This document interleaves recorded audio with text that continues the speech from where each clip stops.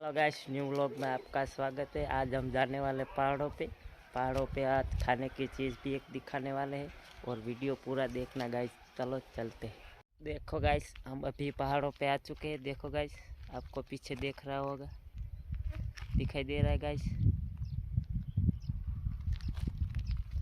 और मैंने बोला था ना आपको एक चीज़ दिखाने वाला हूँ, देखना ज़रूर। चलो दिखाता हूँ।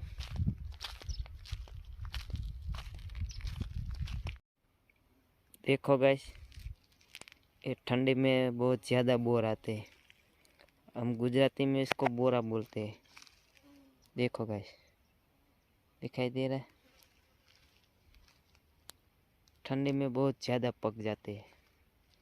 इसमें अभी कच्चा है, आप देख रहे होंगे।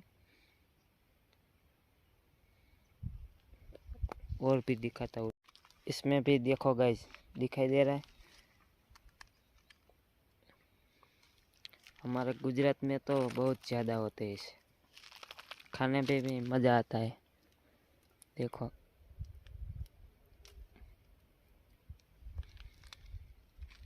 में भी मज़ा आता है गाइस। आप देखो गाइस, ये अभी खा रहा हूँ। देखो, खाया ना, बहुत टेस्टी होता है। सामने देखो गाइस, दूर पे एक पहाड़ है बड़ा वाला। एक दिन उधर भी जाएंगे। दिखाई दे रहा गाइस, पूरा हम पहाड़ों पे है। देखो, हमारा गांव से थोड़ा ही दूर है।